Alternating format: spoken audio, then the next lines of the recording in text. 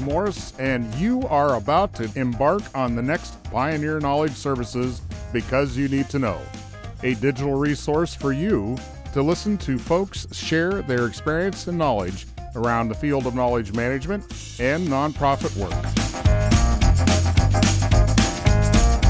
Hi there, my name is Kurt Conrad.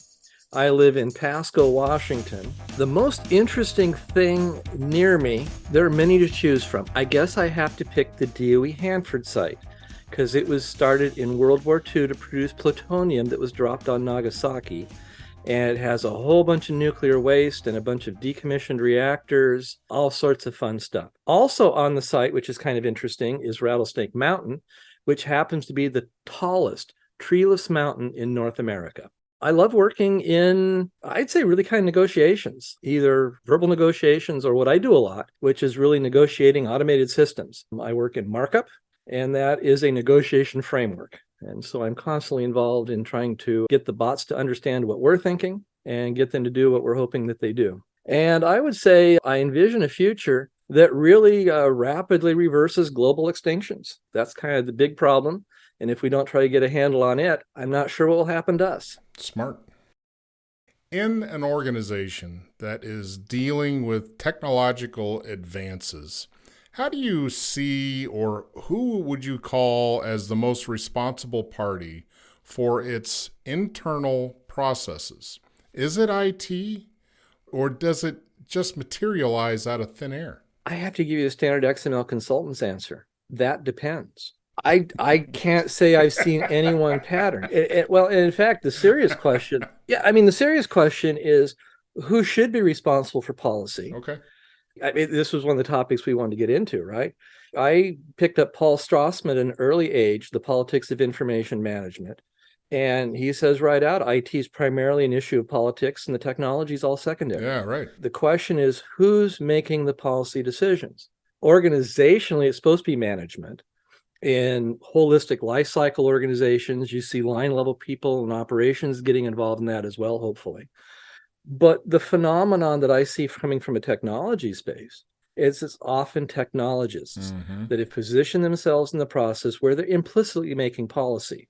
And the first time I wrote about this back in the 90s, the stories that I used as examples were the derivatives industry, because we just had a huge blow up of derivatives. And the issue there was financial technologists were making risk decisions for organizations, private companies, public organizations, all blew up in that first derivative thing because the management group couldn't see the risk. They didn't understand the technology. They couldn't talk about it. They didn't have the conceptual frameworks to deal with it. It was completely outside of their purview. And that allowed the technologists basically to come in and say, okay, I get to define what the risk profile for your organization is. Now, you're using policy and meaning the same as governance. No. Okay. Can you split that hair for me? I mean, sure. Because I have an idea what governance is, but to me, it's like, well, it's policy. You're saying it's not. And again, back to Strassman. His definition of policy is what you do. What your organization does, what you do is policy. Now, governance usually comes in that we're trying to define norms for policy, to define policy standards, and that would be the result of governance process. Those policy standards may or may not impact behavior. So the actual policy organization could differ from anything that's been decided or published, at least in the way I look at it. So policy in this framework is more action. Policy is action, not in my mind. When you say policy, that's regulation, that's paperwork, that's rules, that's parameters, but more so it's just the operational flow and action. And you could say those guiding documents are trying to align policy around a set of behavioral ends or a set of objectives or other metrics or whatever. Tell me where governance should be in this to help steer it, because it sounds like what you're saying is that the technologists have kind of, what was the old term? The land grab. There was kind of a land grab for the action because they could bring a lot of automation to bear, but who was like the old fox in the hen house kind of thing, right? There was no oversight to what they were doing. Very often. How do you fix that? Usually when we get an organization, we have an issue like that. I figure out who should be involved in making the decision, usually around a publishing system, right? Bring in those stakeholders and have them involved in the decision-making process. Open it up, get more people involved. How many get involved? It's a function of the organization. Sometimes it's still a small group. Sometimes, it might actually span different wings of the larger organization. Depends on how important those data standards are and the system which is being put in. Well, in order to have that oversight, back to your paradigm that the governance kind of drives the policy, or at least builds the framework that it should operate in, that oversight piece is almost as kind of translucent to the point where unless everybody understands the technology, how the widgets work, how is it that you could have positive attributable oversight to something if you don't know how it works? And that's one of the challenges. Often, I'll tell you, I'm working in markup, right? Okay. So I'm thinking of one client in specifically that had this issue. And as I pulled the management group and their support group together and we started dealing with those issues, I gave them training in XPath. I wanted them to actually be able to talk about the parts of the markup system that we were talking about. And that required a little bit of training so people got to where they could talk about it. At least have some awareness around all the moving parts. Another thing that kind of occurs to me, it was an organization that was trying to move into markup. So it's kind of a startup situation. And they had a project they were focusing on. And in the lead up conversations, it was clear that the group didn't really understand what they were talking about. So they're talking past each other a lot. And so when I came in to give them 2 weeks of training, the first thing actually brought these management issues in up front.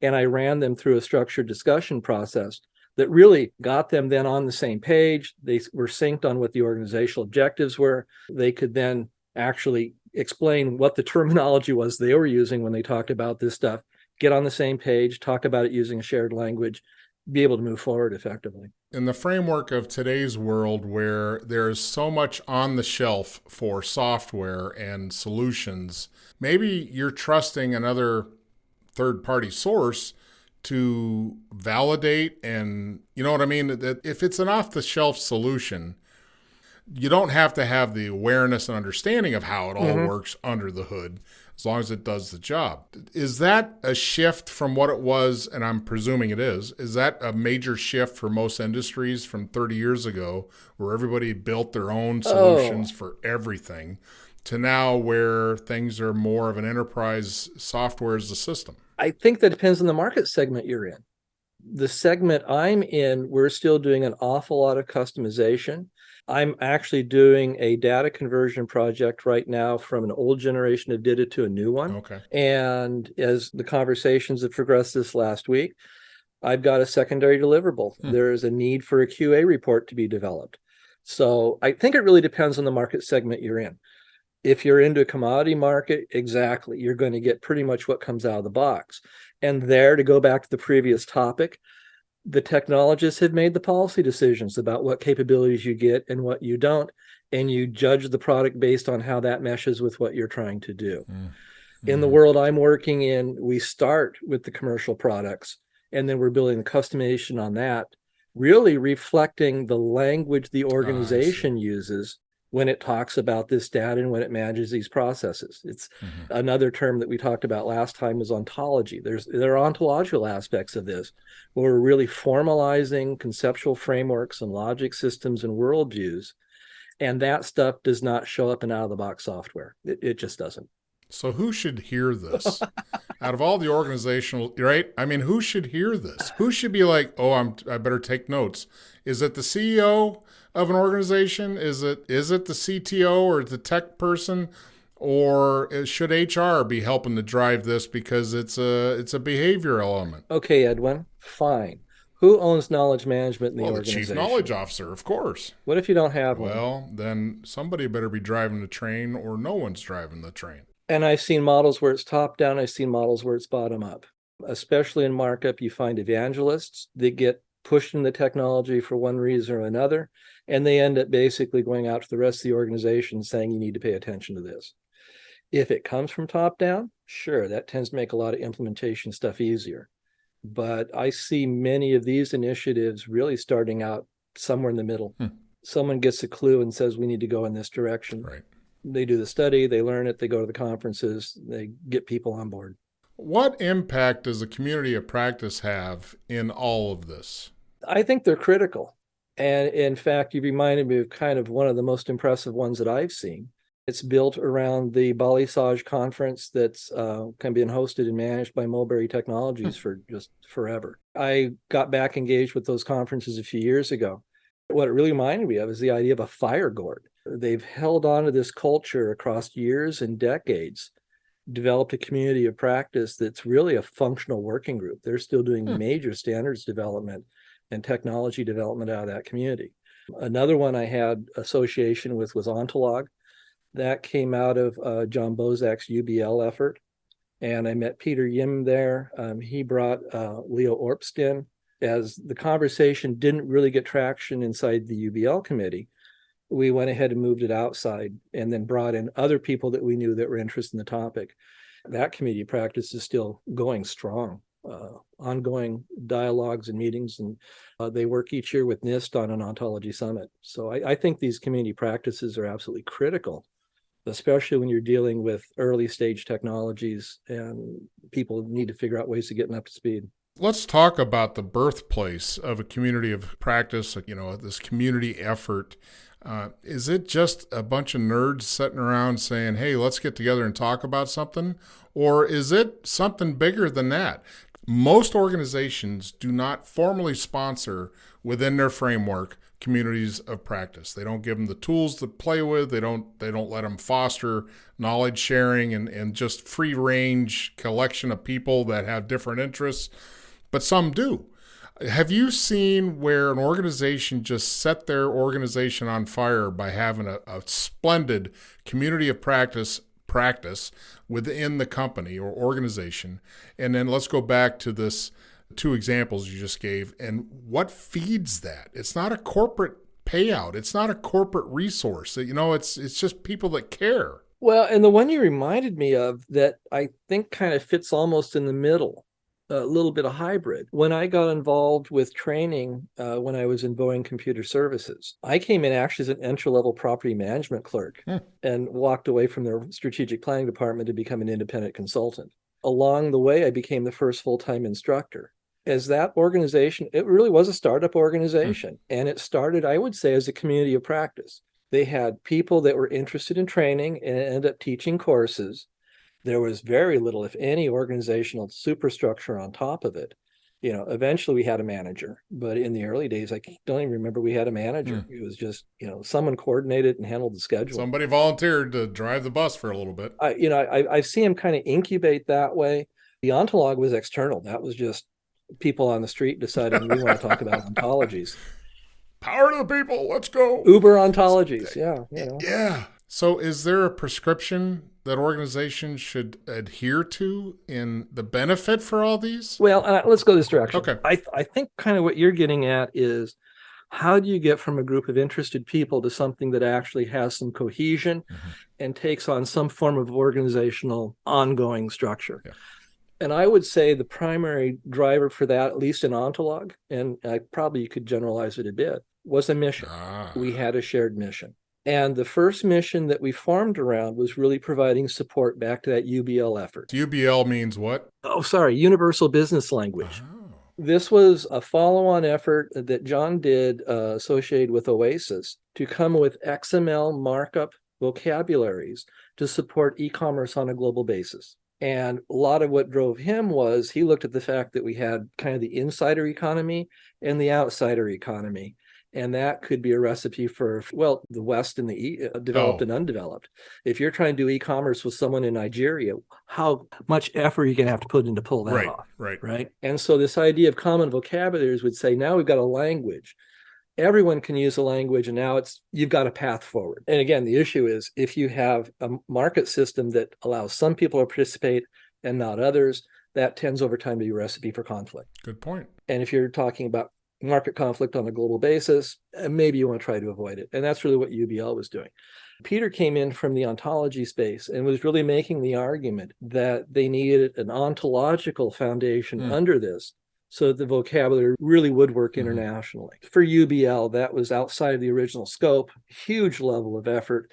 nothing they could really support. They had a few exploratory conversations, but it wasn't anything they were going to jump on. I had actually taken a Cisco markup project that I got brought into and had transitioned it to some degree into an ontological project because they found, as they were trying to standardize what their vocabulary is going to be, they needed metadata from other parts of the organization. There were no metadata standards inside Cisco at the time. And how do we standardize metadata? And the approach we ended up taking was, well, let's try to do some semantic formalization from the world of ontologies. That was basically the approach. And coming off of that, I saw what Peter was trying to do inside the UBL effort and said, I think this makes sense. But I also saw that it was a conversation that the UBL folks just really couldn't support. So I proposed, take it outside. Is it safe to say that what we now understand as users of the internet and connectivity and standardization, for the most part, came from a bunch of volunteers? Yeah, that was a volunteer committee. I mean, yeah, UBL was. It was organized under Oasis. I mean, yeah, some people probably had it as part of their organizational mission and they were employed to go to meetings and the rest of it. But yeah, there was no big UBL budget to pay people to build UBL. No, not at all. What I'm trying to get to is that there was no commercial sponsor of this problem-solving situation. It was just humanity coming together because there had to be something established in order to, as you said, deconflict the future of how things can work. Yeah, I can't say there was no commercial sponsorship. I didn't know where everybody came from. Well, what I'm saying is that nobody wrote a check and said, "Hey, everybody, let's go do this. Go form this committee. Form this organization." Because regardless if it's commercial or governmental, what I'm hearing is I understand where the source of the internet came from, and it was a government dollar that helped steer that initially. But to get it to the absolute maturity level that it's at currently took a lot of volunteers, and there was nobody driving. There was not the U.S. government driving this solution. It was just a global community that cared. And I'll say this, you see that a lot in the markup world. Well, that's got to be a good thing. Individuals and groups look at a problem and they say, we need a data standard here, and I'm going to invest really my life into it. You're making me think of Owen Amber. I don't know if that name's familiar. He's been working on StratML, the strategy markup language. And he comes out of the federal government and got associated with the Government Performance and Results Act. I bumped into that in the 90s and have some familiarity with it. And he built a markup language to try to comply to the federal requirement to document what your organization does. That's amazing. I can't say it's a one-man mission. He's got a whole bunch of people that are helping him, but there's no big, commercial venture behind it. It's a group of people that share the mission and invest in trying to accomplish it. One thing I thought about that was actually, I think, really important in Ontolog, a couple of factors. One was when Peter Yim came in, he brought an entire communications infrastructure. The Purple Wiki stuff that came out of the Engelbert community, email list, all the rest of it, that infrastructure was there, and boom, we had it. My primary contribution was I led the weekly discussions. And it was kind of like, well, what the hell you want to talk about this week? And we had ongoing topics. It's like, and people made progress and reported back and stuff was happening. But the big one, the kicker really was when we got to invited guest speakers and we started bringing in the luminaries in the industry to talk to us, like once a month. That drove the attention, it drove the participation, it drove greater numbers. And we're now providing something that you couldn't get anywhere else. You could talk to one of the global industry experts in this field. And at that point, that was a big step. When they started working with NIST on the ontology summits, that gave them a real annual anchor that really kind of solidified what the year runs like for the organization. And again, it's still volunteer-based. There's really no superstructure on top of it. Well, let's go back to what you envision the future to be. What is lacking right now that society of this planet needs to volunteer to fix in a technological solution similar to what we've just been talking about, creating community practice, develop standards, things of that solution set. Is there anything that could help with the slowdown of extinction events on this planet that needs to have happen that you have not seen happen yet? I think the primary one is consensus. We need not only to improve our ability to form consensus. In the age of gaslighting we're in now, we need to understand that we do agree and can't allow ourselves be convinced that we don't agree. And I don't think that's necessarily technological, although certainly it's a communication process, and I can think of how you might apply technology to that. But it's not really a technology process. So how does a community build, let's say that was the mission. The mission is to deconflict the disinformation out there. Kind of just, it's interesting to me that with all the power and success that humanity has had, especially since the internet's birth, to do the things you've been talking about, it just sounds like we need a spark in the right direction that could really make a huge difference. Well, I think where I'd go from there, and maybe it's the question of spark, right? For me, it's the question of kind of the directionality. You talk about information technology, we talk about communication systems. When you get into that space, you're looking at top-down budgets, you're looking at top-down decision-making, you're looking at top-down alignment processes. And certainly in markup, you see a lot of that. We're using markup to standardize for a group of people to be able to do something very consistent. That's very top-down. One of the concerns I have is that all of this top-down focus has actually optimized the technology for those types of problems and solutions. And the challenge really is now, can we get something that's more a bottom-up technology, bottom-up communications, to where the operational optimizations, the reality of day-to-day life, the natural economy instead of just the market economy, can actually then start to drive this governance process, this decision-making process, this formation of consensus. That is what I see as the challenge, is how do you enable volunteers, individuals, to actually engage, form that consensus around technology issues and other types of policy issues. The magic spark that you've already said it already is that you've got to have that common vision of a mission that everybody says, yes, that's where we're going.